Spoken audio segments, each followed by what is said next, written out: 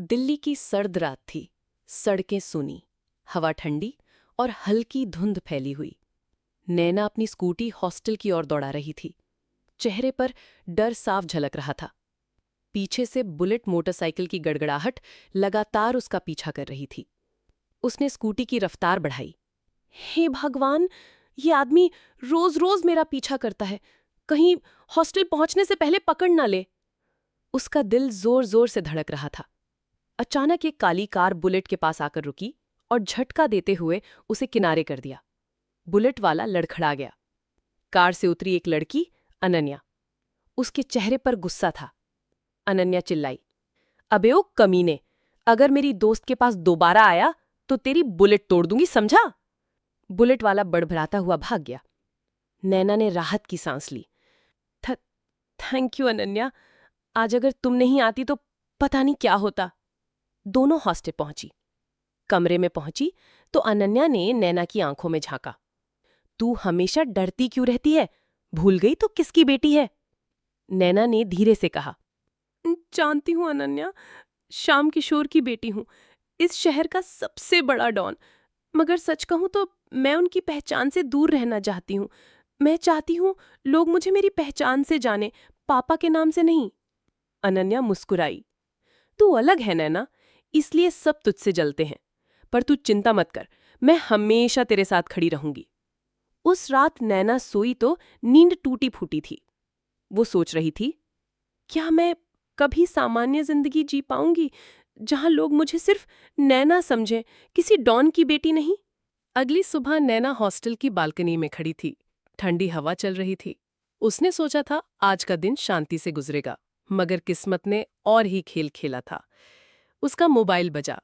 Screen पर नाम चमका, मानव खन्ना। नैना थोड़ा चौंकी। ये मुझे क्यों कॉल कर रहा है? कॉल रिसीव किया। मानव की आवाज आई, हाय नैना, परेशान तो नहीं कर रहा? नैना ने संकोच से कहा, नहीं, बताइए। मानव बोला, देखो अनन्या की शादी की तैयारियां करनी है, बहुत सारी चीजें हैं, मुझे तुम्हारी मदद चाहिए, तुम्हारे बिना सब अधूरा लगेगा। नैना कुछ पल चुप रही, फिर बोली, ठीक है, मैं आ जाऊंगी। होटल में पहली मुलाकात। शाम को 5 बजे दिल्ली का एक बड़ा होटल। लॉबी में चहल पहल थी। मानव वहां पहले से इंतजार कर रहा था। उसने जैसे ही नैना को आते देखा, उसकी आंखें ठहर गईं। सिंपल सलवार कुर्ते में भी नैना की मासूमियत झलक रही थी। मानव मुस्कुराया, फाइनली तुम आ ही गईं। नैना ने हल्की मुस्कान दी और बोली, चलो बताओ कहाँ से शुरू करें। दोनों एक टेबल पर बैठ गए। मानव ने लिस्ट निकाली। देखो, guest list, venue decoration, dress, सब मैनेज करना है। नैना ने ध्यान से सब नोट किया। कभी दोनों हंस पड़ते, कभी बहस करते। मानव ने कहा, वैसे तुम बहुत अलग हो, तुम्हें देखकर लगता ही नहीं कि तुम। वो रुक गया। नैना ने उसकी आंखों में देखा। क्या? कि मैं किसकी बेटी हूं? मानव थोड़ा असहज हुआ। नहीं, मेरा मतलब वो नहीं था। नैना ने हल्की मुस्कान के साथ कहा, कोई बात नहीं, मैं समझती हूँ। लोग अक्सर मुझे मेरे पापा की पहचान से जोड़ते हैं। उसकी आंखों में हल्का दर्द झलक रहा था। मानव को पहली बार लगा कि इस लड़की में कुछ और भी है, सिर्फ नामी डॉन की बेटी होने से ज्यादा। बाहर की साजिश।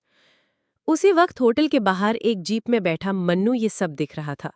वो श्याम किशोर का दाया हाथ था। मन्नू ने मोबाइल निकाला और वीडियो रिकॉर्ड किया। दद्दा, आपकी बेटी और खन्ना बाबू होटल में अकेले। लगता है मामला गहरा है। वीडियो भेजते ही जवाब आया। श्याम किशोर ने अपने आलीशान बंगले में सिगार का लंबा कश लिया और होठों पर ठंडी मुस्कान लाकर बोला, अब खेल शुरू होगा। नैना का मन। उस रात हॉस्टल लौटकर नैना आईने के सामने खड़ी थी। वो सोच रही थी, आज जब मैं मानव के सामने बैठी थी तो लगा जैसे जिंदगी थोड़ी आसान हो सकती है। मगर नहीं, मेरी किस्मत मुझे कभी चैन से जीने नहीं देगी।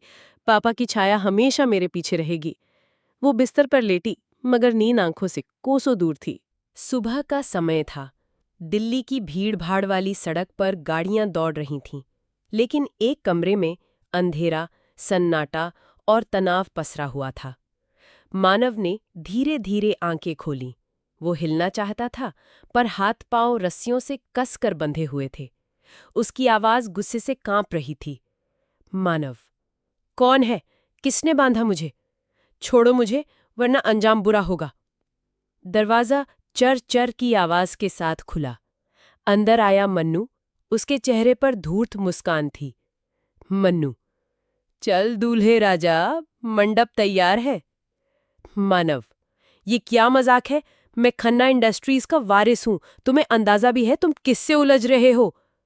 मन्नू हंस पड़ा। मन्नू, उलझे हैं तो सोच समझ कर ही। अब चुपचाप चलो, वरना हालत और खराब कर दूंगा। मंडप का दृश्य। कुछ ही देर बाद मानव को जबरदस्ती एक बड़े हॉल में लाया गया। हॉल रंग बिरंगे फूलों और लाइट से सजा था। ढोल नगाड़े बज रहे थे। पंडित मंत्र पढ़ रहा था। मानव को एक कुर्सी पर बैठा दिया गया। उसकी आंखों में आग थी। अचानक दुल्हन आई, लाल जोड़े में सजी हुई, चेहरे पर घूंघट, कदम भारी। जब घूंघट उठाया गया तो मानव की आंखें फटी रह गई। मानव चकित होकर, ये क्या हो रहा है? नैना की आंखों में आंसू थे। वो चुपचाप जमीन पर नजरें गड़ाई बैठ गई।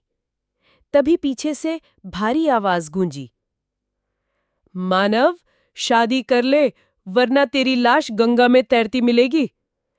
का गुस्सा फूट पड़ा। मानव, ये सब जबरदस्ती है, मैं कभी इसे अपनी बीवी नहीं मानूंगा।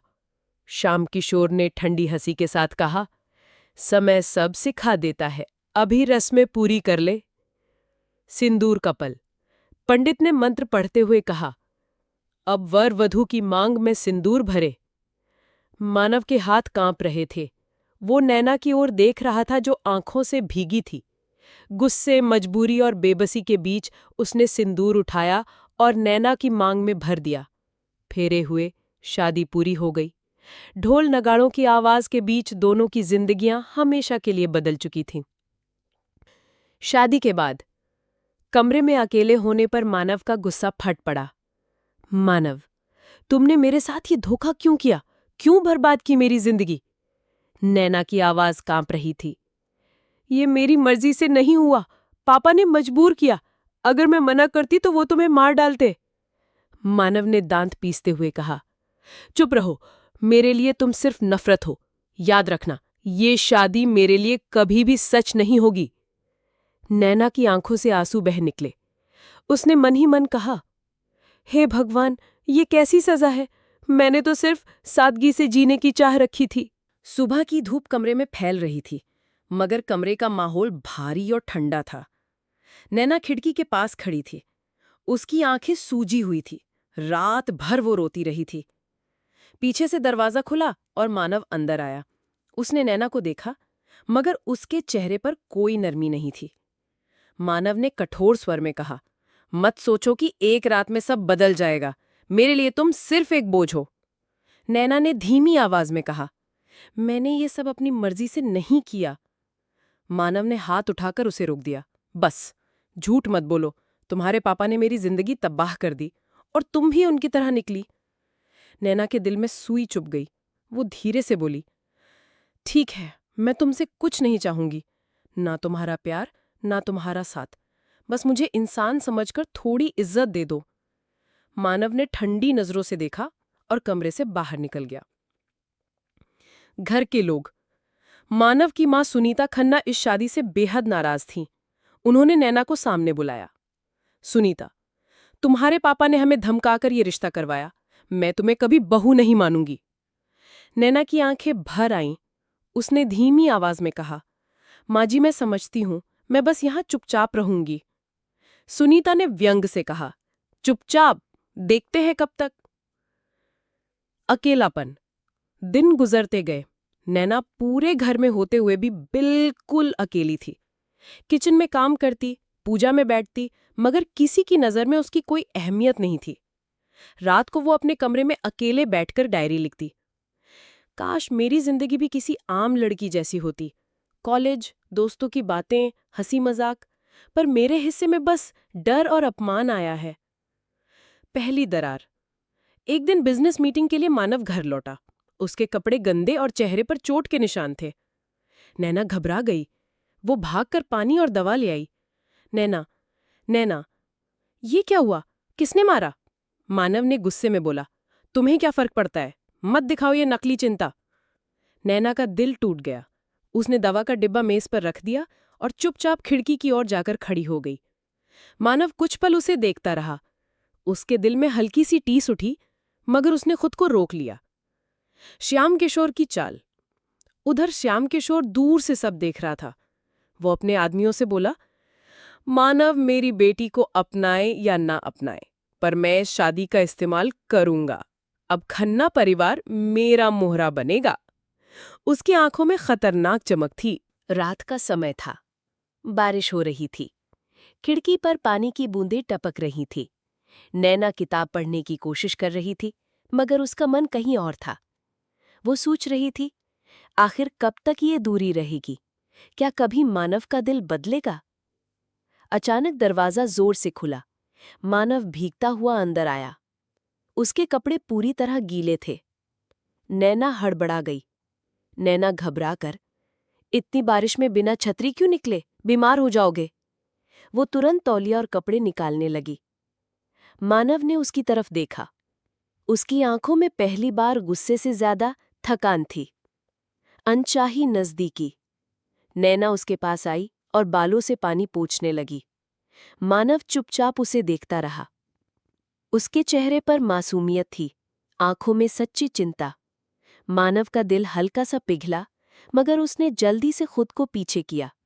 मानव ने कठोर आवाज में कहा, जरूरत नहीं तुम्हारी हमदर्दी की। नैना चुप हो गई, मगर उसकी आंखें बहुत कुछ कह रही थीं। बीमारी। अगली सुबह मानव तेज बुखार में था। वो बिस्तर पर पड़ा कांप रहा था। नैना घबरा गई। वो तुरंत डॉक्टर को बुलाने लगी। दवा और सूप तैयार करने लगी। पूरी रात वो उसके पास बैठी, माथे पर ठंडी पट्टियां रखती रही। मानव ने नींद और बुखार की हालत में उसका नाम लिया, नैना, मत छोड़कर जाना।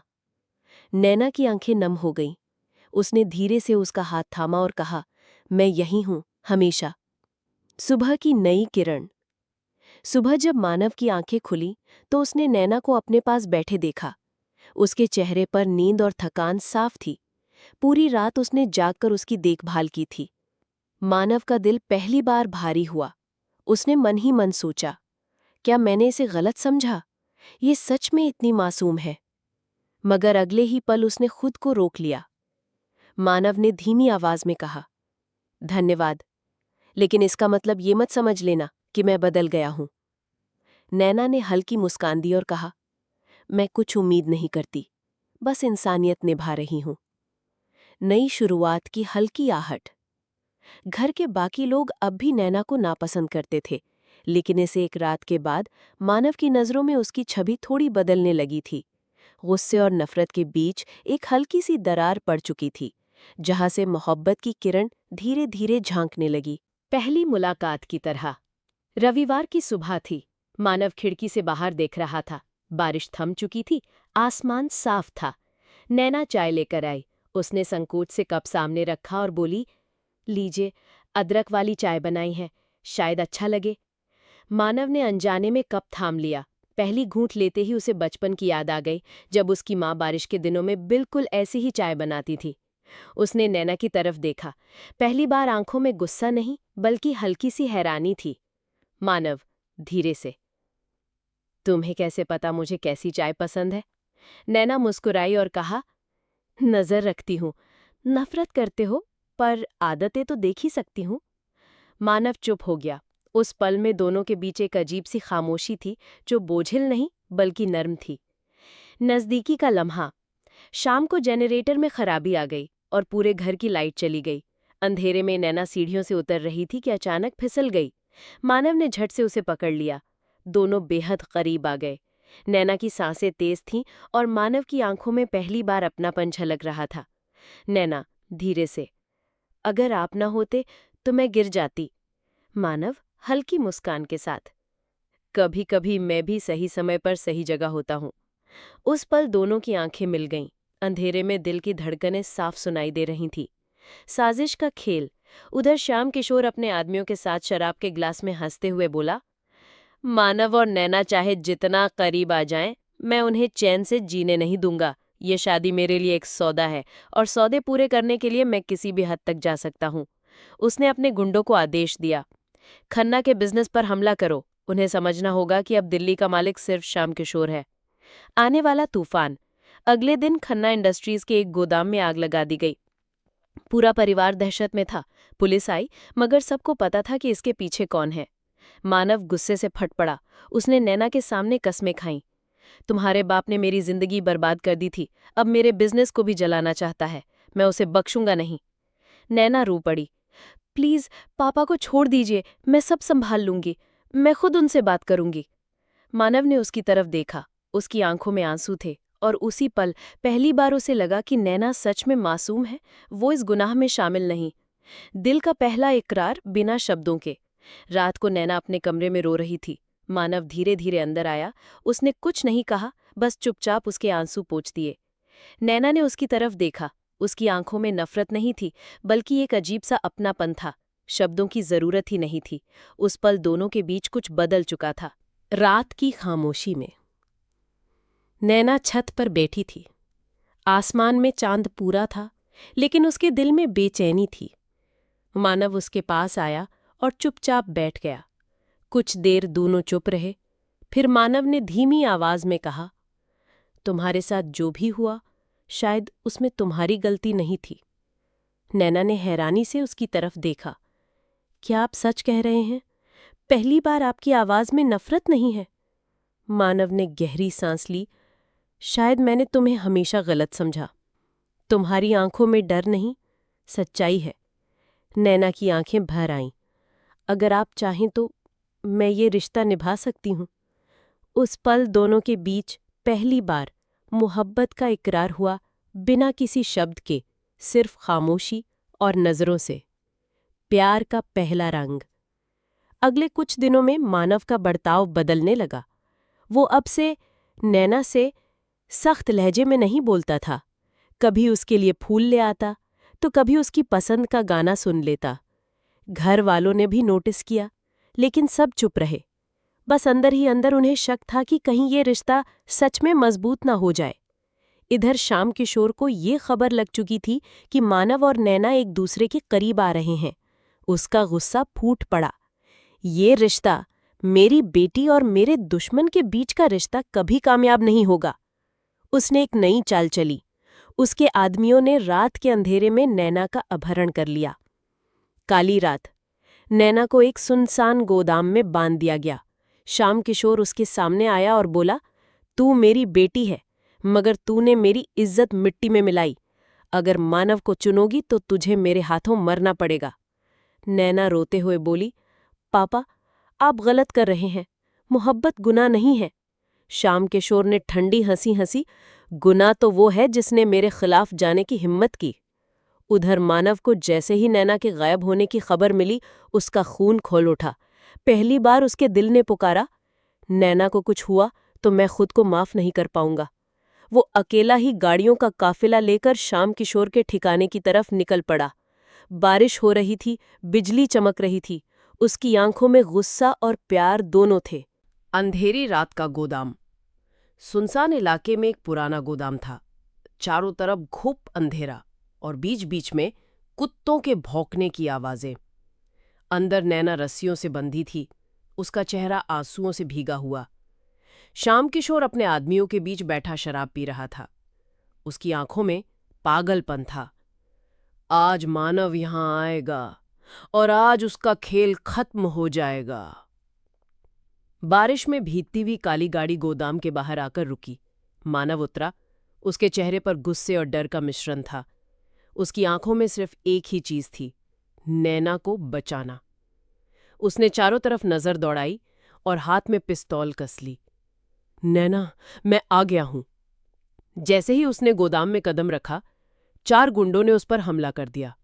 गोलियों की गड़गड़ाहट और चाकुओं की चमक से पूरा माहौल दहशत में बदल गया।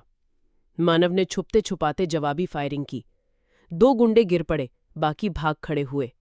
नैना ने चीख कर पुकारा, मानव, बचाइए मुझे। उसकी आवाज सुनते ही मानव का खून और तेजी से दौड़ने लगा। बाप बेटी का आमना सामना। जब मानव अंदर पहुंचा तो सामने श्याम किशोर खड़ा था। उसकी पिस्तौल सीधे मानव की छाती पर तनी हुई थी। श्याम किशोर ठंडी हंसी के साथ बोला, आ ही गया तू। जानता है मैं तुझे इसी दिन के लिए जिंदा छोड़ रहा था। मानव गरजते हुए, तेरे खेल का अंत आज होगा। तूने जिंदगी भर मेरी खुशियां छीनी, अब मेरी नैना को भी नहीं छोड़ूंगा। नैना बीच में चीख पड़ी, प्लीज आप दोनों रुक जाइए, ये नफरत हमें कहीं नहीं ले जाएगी। लेकिन दोनों आदमियों के कानों पर किसी की आवाज नहीं पड़ रही थी। अचानक श्याम किशोर ने ट्रिगर दबा दिया। गोली चली और सीधे मानव की बांह को छूती हुई निकल गई। नैना चीख उठी। मानव दर्द से कराहा, लेकिन उसने हार नहीं मानी। उसने जवाबी गोली चलाई जो श्याम किशोर के हाथ को छू गई और पिस्तौल नीचे गिर गई। अब दोनों आमने सामने थे, बिना हथियार, सिर्फ नफरत और गुस्से के साथ। घूसे, लाते और धक्का मुक्की से गोदाम की दीवारें हिल रही थीं। लड़ाई के बीच किसी ने मिट्टी के तेल का ड्रम गिरा दिया। गोदाम में आग भड़क उठी। लपटें चारों तरफ फैलने लगीं। नैना बंधी हुई चीख रही थी, मानव मुझे यहां से निकालो, आग बढ़ रही है। मानव ने पूरी ताकत से श्याम किशोर को धक्का दिया और दौड़कर नैना की रस्सियां खोली। जैसे ही वो उसे गोदाम से बाहर खींच कर लाया, पीछे पूरा गोदाम आग के दरिया में बदल चुका था। अधूरा इंतकाम। मानव और नैना बाहर गिर पड़े। दोनों खांस रहे थे, लेकिन जब उन्होंने पलटकर देखा तो श्याम किशोर अंदर आग में फंसा हुआ था। नैना ने चीख कर कहा, पापा। वो भागकर अंदर जाना चाहती थी, लेकिन मानव ने उसे पकड़ लिया। नैना, नहीं, अंदर जाना मौत है। आग की लपटों में श्याम किशोर की आखिरी बार परछाई दिखाई दी और फिर सब खामोश हो गया। राख में लिपटी सुबह। रात भर गोदाम जलता रहा। सुबह तक सिर्फ राख और धुआं बचा था। पुलिस और फायर ब्रिगेड पहुंची, लेकिन तब तक सब खत्म हो चुका था। नैना चुपचाप आग के ढेर को देखती रही। उसकी आंखों से आंसू बह रहे थे। पापा, चाहे आप कितने भी गलत थे, लेकिन मेरे लिए तो पापा ही थे। मानव उसके पास खड़ा था, खामोश। वो समझ नहीं पा रहा था कि उसे सांत्वना कैसे दे। बस उसने धीरे से नैना का हाथ पकड़ लिया। दर्द का बोझ। घर लौटने के बाद सब कुछ बदल चुका था। श्याम किशोर अब नहीं था। उसकी जगह खालीपन और खामोशी ने ले ली थी। नैना अपने कमरे में बंद रहने लगी। वो ना खाना खाती, ना किसी से बात करती, बस खिड़की से बाहर देखती रहती। मानव रोज उसके लिए कुछ न कुछ करता। कभी उसकी पसंद का खाना बनवाता, कभी उसके कमरे के बाहर घंटों बैठा रहता। लेकिन नैना के दिल से दुख का बोझ उतर ही नहीं रहा था। पहली बार दिल खोलना। एक रात नैना बरामदे में बैठी थी। चांदनी उसके चेहरे पर पड़ रही थी। मानव पास आया और धीरे से बोला, अगर चाहो तो मुझसे बात कर सकती हो, शायद हल्का लगे। नैना की आंखों से आंसू बह निकले। मैंने हमेशा यही चाहा कि पापा मुझे समझें, लेकिन वो नफरत में अंधे हो गए और अब वो नहीं रहे। मानव ने उसका हाथ थाम लिया। तुम्हारी ये कमी मैं कभी पूरी नहीं कर सकता, लेकिन एक बात वादा करता हूं, अब तुम्हें अकेला नहीं होने दूंगा। नैना ने पहली बार उसकी आंखों में देखा। वहां नफरत नहीं थी, बस सच्चाई और मोहब्बत थी। पास आने का सफर। धीरे धीरे दिन बदलने लगे। नैना पहले से थोड़ी मुस्कुराने भी लगी। कभी किचन में मानव की मदद करती, कभी उसके साथ ड्राइव पर जाती। एक शाम दोनों मंदिर गए। घंटियों की आवाज और दियों की रोशनी के बीच नैना ने हाथ जोड़कर प्रार्थना की, भगवान, अगर यही मेरा रिश्ता है तो इसे उम्र भर निभाने की ताकत दीजिए। मानव ने उसे देखते हुए मन ही मन कहा, नैना, अब तुम मेरी सबसे बड़ी जिम्मेदारी नहीं, मेरी सबसे बड़ी जरूरत बन चुकी हो। मोहब्बत का इकरार। कुछ दिनों बाद हवाओं भरी एक ठंडी रात थी। मानव ने नैना को छत पर बुलाया। वो थोड़ी हैरान हुई। मानव ने जेब से एक छोटी सी अंगूठी निकाली। नैना, शायद हमारी शादी मजबूरी में हुई थी, लेकिन आज मैं दिल से पूछना चाहता हूं कि तुम मेरी पत्नी बनकर रहना चाहोगी, मोहब्बत से? नैना की आंखें भर आई। उसने धीमे से कहा, मैं पहले ही तुम्हारी हो चुकी हूं मानव। दोनों ने एक दूसरे को गले लगा लिया। चांदनी रात में राख और आंसुओं के बाद आखिरकार मोहब्बत ने जन्म लिया। नई सुबह। मानव और नैना की जिंदगी अब धीरे धीरे पटरी पर लौट रही थी। पिछले दुखों की परछाइयां अब भी थीं, लेकिन उनके बीच अब मजबूत रिश्ता और विश्वास खड़ा था। सुबह की धूप खिड़की से अंदर आती और नैना मुस्कुराते हुए चाय लेकर मानव के पास आती। मानव अक्सर हंसकर कहता, तुम्हारी चाय में शायद जादू है, तभी दिन अच्छा बीतता है। नैना खिलखिलाकर हंस पड़ती। उसकी हंसी अब मानव के लिए सबसे बड़ी दवा बन चुकी थी। अधूरे सपनों को पूरा करना। मानव ने ठान लिया था कि वो नैना को अब सिर्फ दुखों की याद में नहीं जीने देगा। उसने नैना को उसकी पसंद की चीजें करने के लिए प्रोत्साहित किया। तुम्हें याद है, तुमने कहा था कि तुम्हें एक स्कूल खोलना है बच्चों के लिए। नैना की आंखें चमक उठी। हाँ, लेकिन वो तो बस सपना था। मानव ने मुस्कुराते हुए उसका हाथ थामा। अब वो सपना हकीकत बनेगा। कुछ महीनों बाद दोनों ने मिलकर नवजीवन स्कूल की शुरुआत की, जहां गरीब और अनाथ बच्चों को पढ़ाया जाने लगा। नैना की आंखों में गर्व और संतोष था। मोहब्बत का गहरा रंग। एक शाम दोनों स्कूल की छत पर बैठे थे। हवा में बच्चों की हंसी गूंज रही थी। नैना ने धीरे से कहा, मानव, अगर तुम न होते तो शायद मैं जिंदगी हार चुकी होती। मानव ने उसकी आंखों में देखते हुए कहा, और अगर तुम न होती तो मैं कभी मोहब्बत करना नहीं सीख पाता। दोनों ने एक दूसरे का हाथ थाम लिया। उनकी आंखों में अब डर नहीं था, सिर्फ भरोसा और मोहब्बत थी। नया सवेरा। कुछ ही समय बाद उनकी जिंदगी में एक और खुशखबरी आई। नैना मां बनने वाली थी। मानव के चेहरे पर खुशी और गर्व छलक पड़ा। उसने धीरे से नैना के माथे को चूमा और कहा, अब हमारी मोहब्बत अधूरी नहीं रहेगी। हमारा आने वाला बच्चा हमारे रिश्ते को मुकम्मल बना देगा। नैना की आंखों से खुशी के आंसू बह निकले। उसने भगवान को धन्यवाद दिया। राख के बाद भी जिंदगी खिल सकती है, बस साथ निभाने वाला सच्चा इंसान चाहिए। अंत, द फाइनल सीन। सुबह का सूरज आसमान पर फैल रहा था। बच्चों की हंसी, नैना की मुस्कान और मानव की आंखों की चमक सब मिलकर एक नए सफर की गवाही दे रहे थे। अब उनकी जिंदगी में नफरत की जगह सिर्फ मोहब्बत थी, दर्द की जगह सपने थे, और अंधेरे की जगह नया सवेरा, सनराइज।